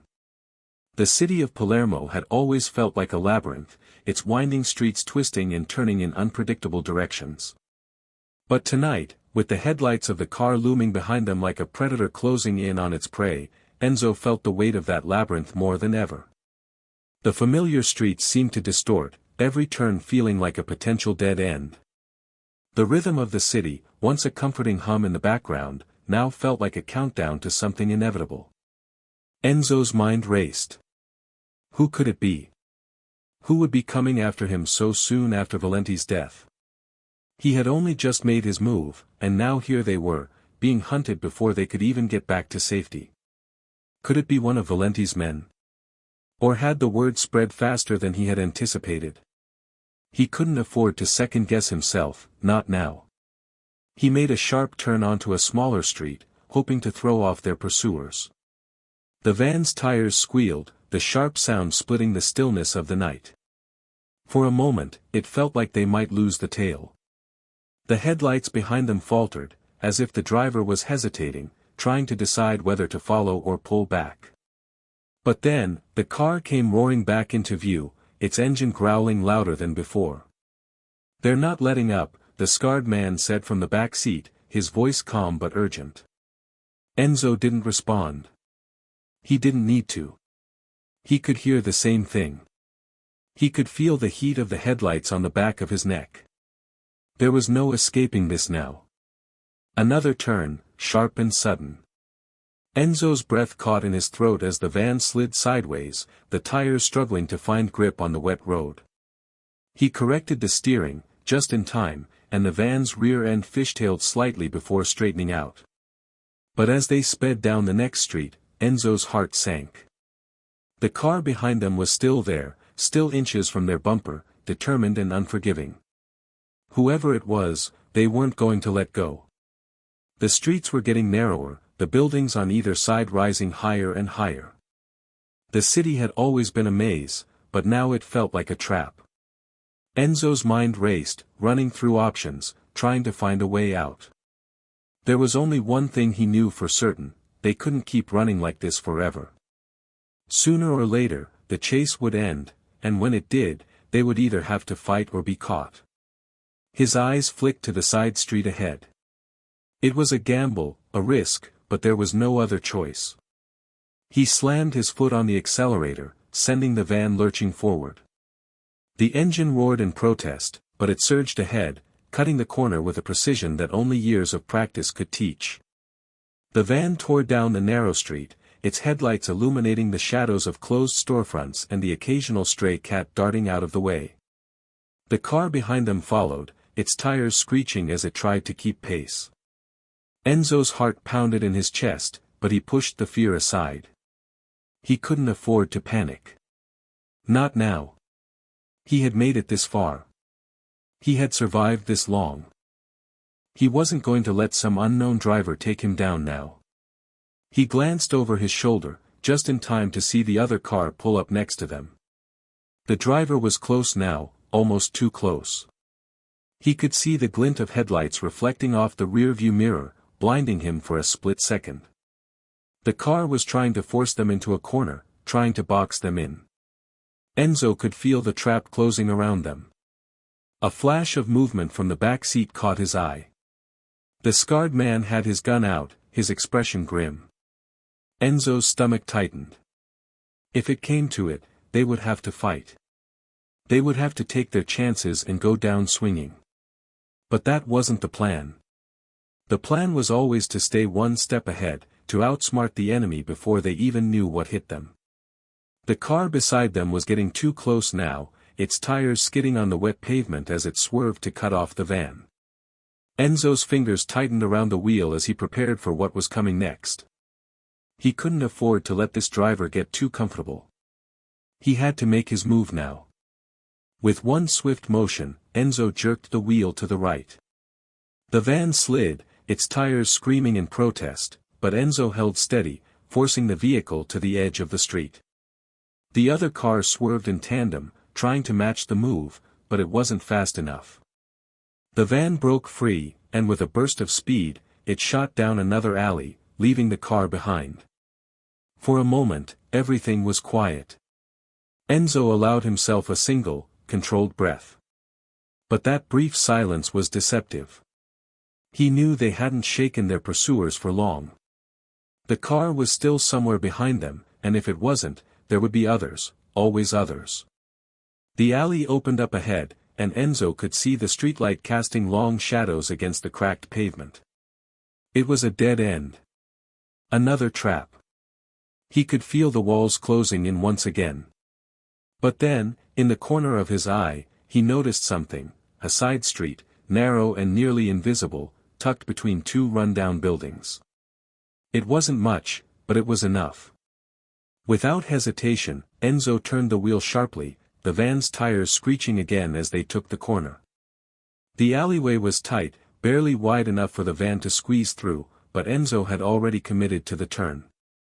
He could hear the engine of the other car trying to follow, but it wasn't built for this kind of maneuvering. The van shot through the narrow passageway, its headlights briefly flashing off the graffiti-covered walls before they disappeared into the night. They had lost them, for now. But Enzo knew better than to think they were out of danger. The night was far from over, and the real fight was only just beginning. The alley stretched ahead like a tunnel, narrow and winding, with barely enough space for the van to maneuver. Enzo's heart raced, adrenaline coursing through his veins as the vehicle's tires skidded against the wet ground. He kept his eyes fixed ahead, focused on the tight turns, the small space between the walls, the sharp angles that could cause the van to flip if they weren't careful. The van's headlights cut through the dark, illuminating the graffiti-streaked walls that seemed to close in around them. It was a place that had been forgotten by most, a place that existed in the shadows of the city, hidden from the prying eyes of the public. But for Enzo, it was a familiar landscape. A place that, for all its danger, offered a momentary respite. Behind them, the sound of the pursuing car was growing fainter, the screech of tires slowly fading into the distance. Enzo wasn't ready to breathe easy just yet. He knew this wasn't over, not by a long shot. Whoever had been following them, whoever had been trying to box them in, hadn't given up. They were likely regrouping, trying to figure out their next move. They had lost the tail for now, but Enzo wasn't naive enough to think they had escaped. This wasn't a game. This was life in the underworld. There were no simple victories, no easy out. There were only consequences. And Enzo had made plenty of enemies along the way. As the van tore through the alley, the world outside seemed to shrink even further. The claustrophobic walls on either side seemed to pulse with a sense of foreboding, as though they were watching, waiting. Enzo's knuckles turned white against the steering wheel as he navigated the van around a particularly sharp corner. The van's suspension groaned in protest, the tires sliding dangerously close to the edge of the narrow path. He didn't dare let his foot off the gas. Every second counted now. His mind was a whirl of possibilities, all racing at once. Who had been following them? Had they been marked for death? Or was this just a coincidence, a random act of violence that could be easily brushed aside? Enzo knew better than to assume the latter. In this world, there were no accidents. Someone was out for blood, and Enzo was at the center of it. The death of Valenti had not gone unnoticed, that much was clear. But what Enzo hadn't expected was the speed with which his enemies had responded. They were moving quickly, adapting faster than he had anticipated. That meant one thing: someone was orchestrating all of this. Someone with power. Someone with a plan. The van's tires screeched again as they reached another bend, the engine roaring as Enzo pushed it to the limit. His eyes darted from side to side, watching the dimly lit alleyway stretch on, unsure of what lay ahead. He could feel the scarred man's presence in the back seat, his silence a constant reminder that things were about to get far more complicated. This wasn't just about surviving the night anymore. This was about survival in a world that didn't forgive mistakes. The van's headlights illuminated a faint light up ahead, a faint glow seeping through the cracks of a rusted metal door. Enzo's gaze flickered toward it. It wasn't much, just another forgotten part of the city, another corner that had been left behind, but it offered an opportunity. A chance to disappear, to shake off whatever was chasing them. He didn't trust many people in this world, but the scarred man was someone who knew the streets, who had been in the game long enough to survive its darkest corners. If anyone could get them out of this mess, it was him. "Turn here," Enzo said quietly, his voice barely above a whisper. The scarred man didn't need to ask where they were going. He knew. Without a word, he reached forward, tugging at the sliding door on the side of the van. It opened with a low creak, revealing a narrow, unlit alley that barely seemed wide enough for a person to walk through, let alone a vehicle. But Enzo knew the city like the back of his hand. He knew every inch of it, every hidden path, every secret passage. And sometimes, that was all that stood between life and death. The van lurched as Enzo turned the wheel sharply, guiding it down the alley. The walls on either side were close enough to make him feel as though the van might get stuck at any moment. The scent of damp concrete filled the air, mixing with the faint odor of decay that seemed to hang in the forgotten corners of Palermo. This was a place that hadn't seen the light of day in years, a place where time seemed to stand still. For all its isolation, however, it was a refuge, a place where someone could hide, where someone could wait for the storm to pass. The van slowed to a crawl as they made their way deeper into the alley. Enzo's eyes darted to the rearview mirror again, scanning for any sign of the pursuing car. There was nothing, no headlights, no movement. For a moment, it felt as though they had truly shaken them off. But Enzo knew better than to let his guard down. It was too soon. They weren't safe yet. The alley began to open up ahead, revealing a small, dimly lit courtyard. The space was cluttered with abandoned crates, discarded furniture, and the remnants of a world that had been long forgotten. But at the far end of the courtyard was a narrow staircase that led up to a second floor, a shadowy doorway that looked as though it hadn't been touched in years. This was the kind of place where things went to hide, where people could disappear without a trace. Enzo pulled the van into a corner, out of sight from the main street. He killed the engine, plunging the courtyard into an eerie silence. For a long moment, neither he nor the scarred man moved. There was no sound except the distant hum of the city, the faint murmur of life continuing on outside, unaware of the events that were unfolding in the shadows. "Get ready," Enzo said quietly, his voice low but firm. "We don't know how long we'll have."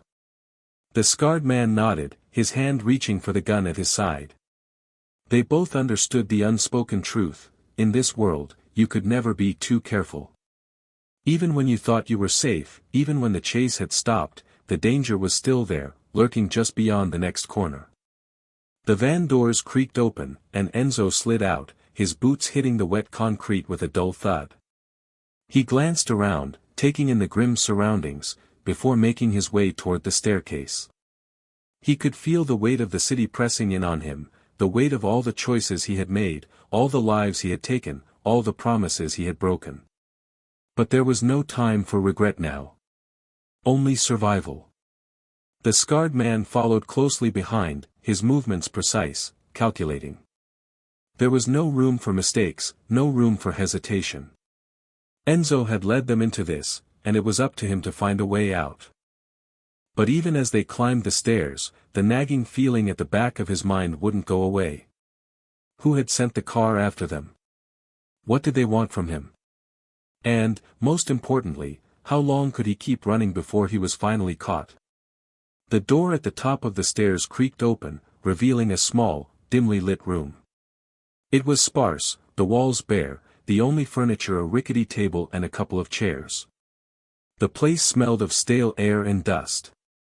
It was a temporary refuge, a hiding place. Nothing more. Enzo's hand lingered on the doorframe for a moment, his gaze flickering over the room. He could hear the scarred man behind him, his footsteps quiet on the wooden floor. But Enzo's thoughts were elsewhere, on the danger that was still out there, waiting for him. And on the realization that there would be no going back after this. The room was silent now, the only sound being the faint drip of water somewhere in the corner, a constant reminder of the decay that had taken hold of this forgotten corner of Palermo. Enzo's eyes scanned the dim interior, searching for any signs of life, any evidence that someone was already here, watching. He could feel the weight of the stillness pressing in on him, making his senses sharper, more alert. The air was thick with the tension of the chase, the aftermath of the relentless pursuit that had brought him here. But for now, there was a brief lull. No footsteps behind him, no sound of distant engines. Just the eerie silence of a hidden refuge. He glanced at the scarred man, who had followed him up the stairs without a word, his expression unreadable but alert. The scarred man's eyes flicked toward the narrow window at the far side of the room, where the dim light from the street below filtered in through cracks in the shuttered blinds. Enzo knew that look, the quiet caution that came with knowing that every second could bring more danger, more enemies. They were both acutely aware of how fragile this temporary peace was. No matter how well they hid, no matter how many twists and turns they took, someone would always find them. That was the truth of their world. Enzo's hand rested lightly on the edge of the wooden table in front of him. The surface was scratched and worn, much like everything else in this place. It was a stark contrast to the polished surfaces he had become accustomed to in his rise through the ranks. That world, the one of clean suits and carefully crafted images, was far behind him now. Here, there was nothing but grime and shadows, the remnants of a past that had been buried beneath layers of time and violence. This was the world of survival, where alliances were forged not in boardrooms but in the dark corners of the city. Where loyalty was not given but earned, often with blood. For a moment, Enzo allowed himself to lean back against the wall, closing his eyes for a brief moment of respite. He could feel the exhaustion in his muscles, the tension in his neck, the rawness in his throat from the stress of the chase. But there was no time for rest. He couldn't afford to let his guard down. Not when the shadows outside were teeming with threats, not when his enemies were closing in, hungry for retribution. The sense of danger was still palpable, crawling under his skin like a slow burn, waiting to explode. "We need to move," Enzo said, his voice hoarse but steady. It was a command wrapped in urgency, a reminder that there was no time to waste. He didn't wait for a response before turning toward the back door, his boots hitting the floor with a dull thud as he walked. The scarred man followed without hesitation, his footsteps muffled against the wood. Together, they moved like shadows, blending with the darkness of the room as they made their way toward the narrow exit. Enzo's mind raced as he reached for the door handle. He had been in situations like this before, forced to move quickly, to think on his feet, to outsmart those who would see him dead. But this time felt different. The stakes were higher. They had taken down Valenti, yes, but now the consequences of that action were becoming clear. There was a price for everything, and Enzo was beginning to feel the weight of it settling on his shoulders.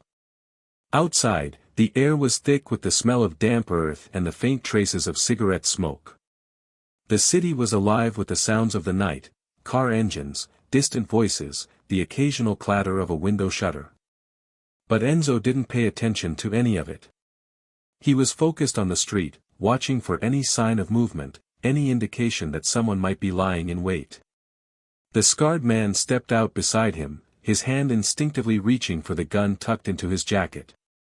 He, too, was alert, scanning the shadows, waiting for something, anything, that might signal an approaching danger. The world around them felt like a waiting storm, the air heavy with unspoken tension. They couldn't stay here long. There was no cover, no hiding place. The only way forward was to keep moving, to stay ahead of whoever was hunting them. Enzo motioned for the scarred man to follow him, his movements fluid and precise. They moved down the narrow street, blending into the darkness as if they were part of the city itself. The shadows were their allies now, wrapping around them like a cloak, concealing their every step. Enzo had learned the art of staying hidden long ago, but there was something different about tonight. The city felt more alive, more dangerous. It was as if the very streets were conspiring against him, watching, waiting for the moment when he would slip up. They turned a corner quickly, and Enzo's eyes flicked to the rearview mirror of a parked car, watching for any signs of movement. The car was empty, the windows dark, but Enzo didn't let his guard down. There was always the chance that someone was lurking nearby, waiting for the right moment to strike. He kept his pace steady, walking with purpose but without rushing. They had to be careful. Rushing now could cost them everything. As they moved deeper into the city, the sounds of their footsteps seemed to fade into the background, replaced by the distant hum of traffic, the occasional voice shouting from somewhere in the distance. The streets were growing more familiar now, the old neighborhood they had circled back to. Enzo had spent years here, years building connections, weaving through the network of the underworld. It had always been a place of refuge for him, a place to lay low when the heat was on. But now, as he walked through the familiar streets, he couldn't shake the feeling that they were no longer the refuge they once were. The city had changed. The game had changed.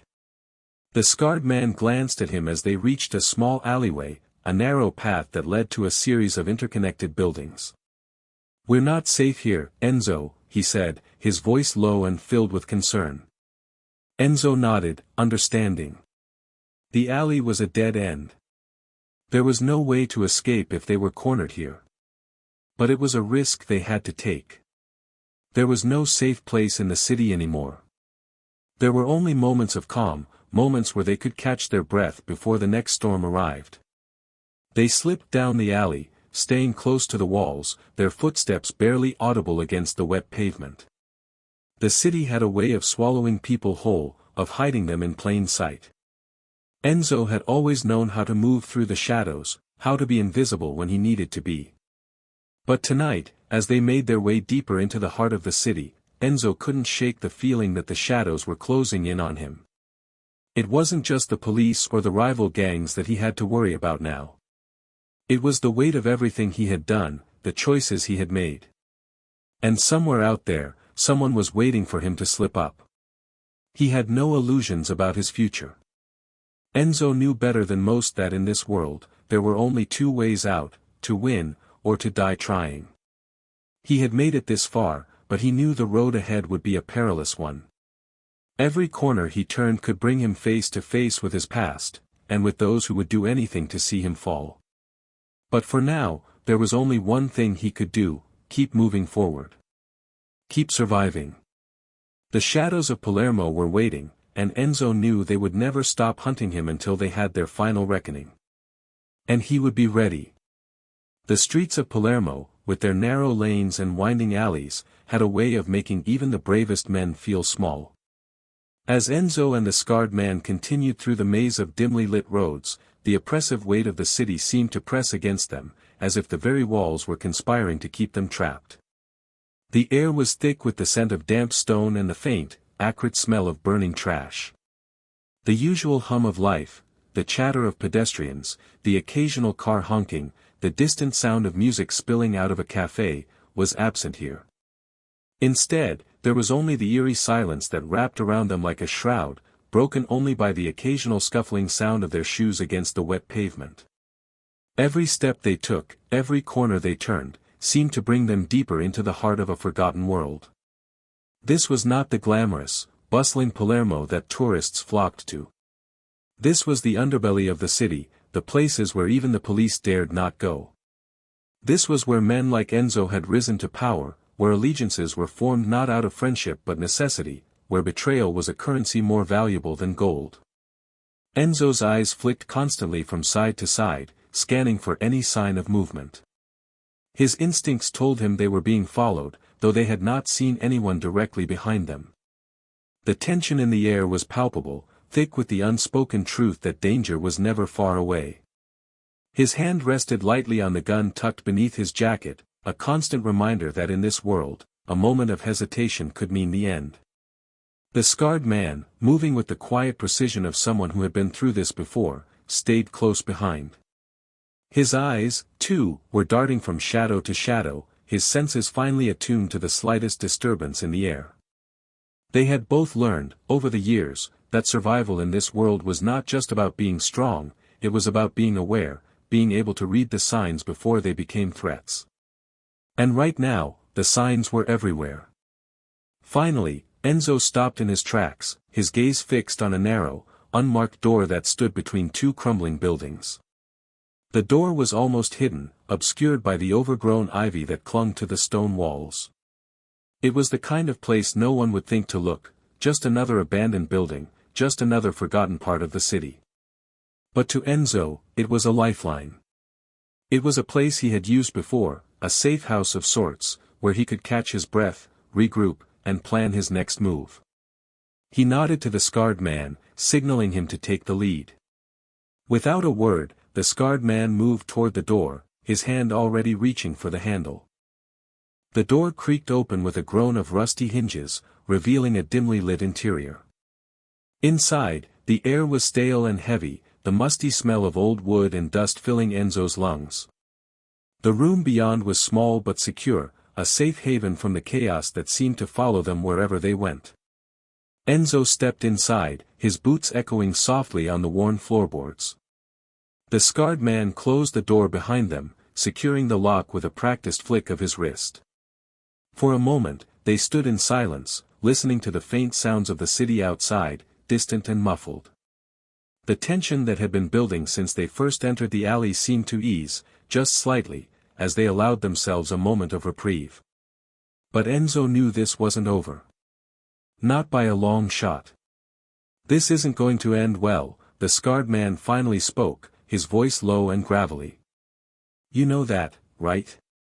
Enzo turned to face him, his expression unreadable. The scarred man was right, of course. This wasn't just a simple chase anymore. This wasn't about a quick getaway or a minor brush with danger.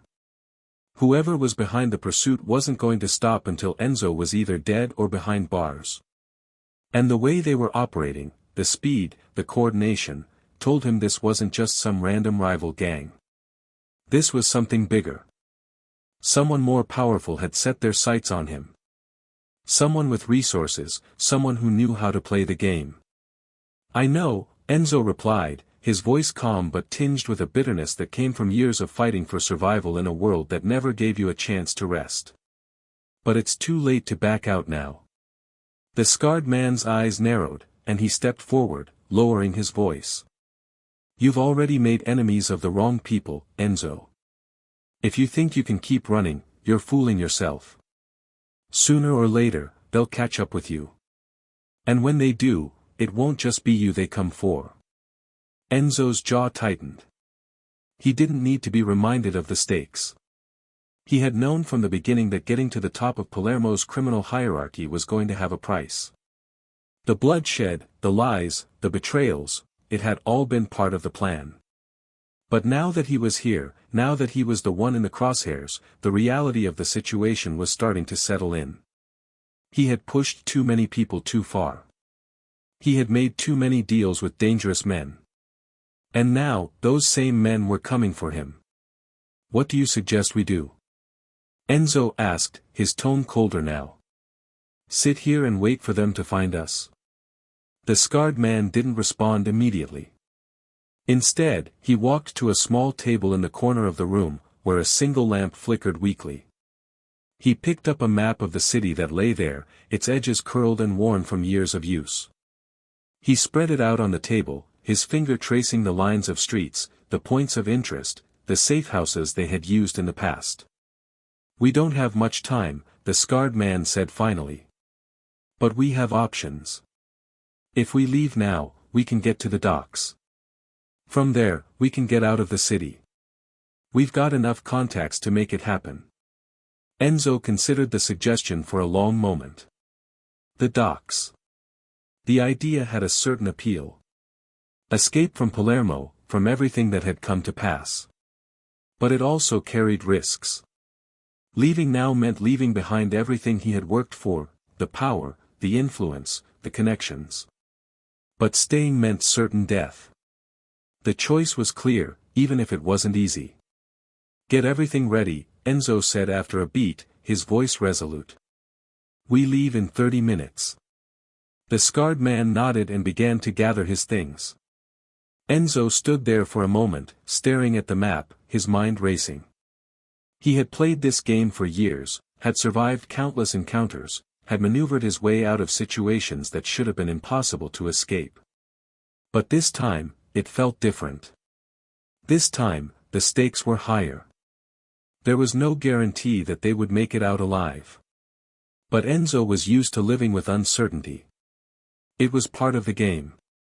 And right now, it was the only game he had left to play. The moon hung high in the sky, casting a cold, silvery light over the crumbling rooftops of Palermo. Enzo moved swiftly through the narrow alley, his mind focused and his steps deliberate, the weight of the decision heavy on his shoulders. He had made it this far, but even he knew that escape wasn't as simple as walking away. The city, with all its veins of corruption and secrecy, was a labyrinth designed to entrap those who dared to play its game for too long. As he turned the corner and made his way toward the street, the sounds of the city seemed to quiet, as though holding its breath in anticipation of what was to come. Every creak of the old buildings, every distant voice, every footstep, Enzo was hyper-aware of it all. He had always been quick on his feet, able to read the city like a book, but tonight, everything felt different. The usual confidence he carried with him had begun to waver, replaced by the gnawing feeling that he was running out of time. The scarred man was already waiting for him by the old sedan, its engine purring softly in the darkness. The car was nothing flashy, nothing that would draw attention, just another unremarkable vehicle parked in a forgotten corner of the city. Enzo slid into the passenger seat without a word, his mind still turning over the plan they had outlined in the safe house. Get to the docks, find a way out, and disappear. It wasn't perfect, but it was the only shot they had. The car's engine rumbled to life, and they pulled away from the curb, the headlights slicing through the night. Enzo kept his gaze fixed on the rearview mirror, watching the shadows stretch behind them. There was no telling how long they had before someone noticed they were gone, but Enzo knew it wouldn't be long. They had to make it to the docks, to the last shred of safety that the city offered.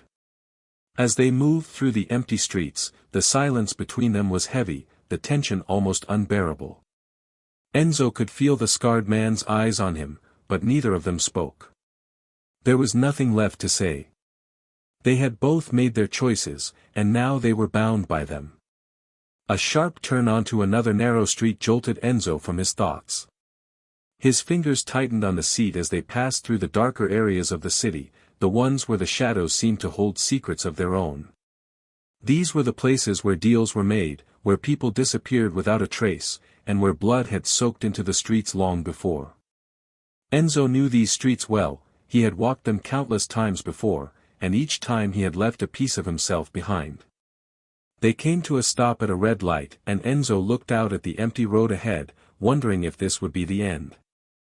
The end of his story in this city that had both made him and nearly destroyed him. He had always known that one day, the past would catch up with him. That the choices he had made, the alliances he had formed, would come to bear down on him like a storm. But as the light turned green and the car moved forward, Enzo realized something else. He wasn't just running from the people who wanted him dead, he was running from the man he had become. The boat cut through the dark waters of the Palermo coast, its engine purring steadily as the city's lights slowly faded into the distance. Enzo sat at the bow, staring ahead, his mind racing but his face betraying no emotion. The air was cooler now, and a thin mist began to rise from the sea, clinging to the surface like a blanket. In the distance, the outline of the mainland was barely visible, a faint shadow against the darker horizon. It was a surreal moment, a fleeting escape, a brief taste of freedom, but Enzo knew it wouldn't last. The scarred man steered the boat with steady hands, his eyes scanning the horizon for any sign of pursuit. The adrenaline from their narrow escape still pulsed through Enzo's veins, but a deeper, more familiar fear was beginning to settle in. The fear of what awaited them beyond the water, of the uncertain future they had just sailed into. This wasn't over. It had never been over. Enzo's gaze flicked back toward the city one last time, now a mere silhouette against the sea. Palermo had been his home, his kingdom, but it was a kingdom built on sand, and sand shifts, erodes, and eventually crumbles. There was no going back. Only forward, into the unknown. And Enzo was prepared to face whatever came next. The town's narrow streets seemed to close in around Enzo as he walked swiftly toward his destination, the weight of the phone call heavy on his mind. Every corner, every shadow now seemed to harbor danger. He had been trying to outrun the inevitable, but it was clear now, there was no running from his past. The people chasing him weren't just interested in his blood, they wanted to make an example out of him, to send a message to anyone who thought they could defy the laws of the underworld. Enzo's fingers tightened around the strap of his coat as he turned into an alleyway, seeking a more hidden path toward his safe house. The sound of footsteps echoed in the distance, too close for comfort. He couldn't risk being caught here. His mind was already calculating his next move, planning his escape, but the clock was ticking. Every second mattered. As he neared the end of the alley, he paused, listening carefully. The faint sound of a car engine revving in the distance sent a chill down his spine. He wasn't alone. The pursuit was no longer just a matter of survival. It was a countdown to something far worse. Enzo stood there, his breath shallow, heart still hammering in his chest. The woman's words echoed in his mind, a warning, a promise, a reality he couldn't ignore. He had spent his life evading the past, outrunning the consequences of his choices, but here, in this small town, he could feel it catching up with him. The life he had led, marked by betrayal, power struggles, and violence, was now a shadow that loomed too large to escape. For the first time in years, Enzo didn't have a plan. There was no escape route, no safe haven. His mind raced, weighing his options, calculating risks, but the truth was undeniable, the game had changed. His legacy, his name, meant nothing here. The streets that had once been his kingdom were now foreign, hostile. The woman's gaze never wavered, and for a brief, fleeting moment, Enzo considered surrender. But deep down, he knew he couldn't. He couldn't let them win, not now, not after everything he had sacrificed. With a final, steadying breath, Enzo turned, his resolve hardening. The game wasn't over yet. It had just begun again. And this time, there would be no turning back.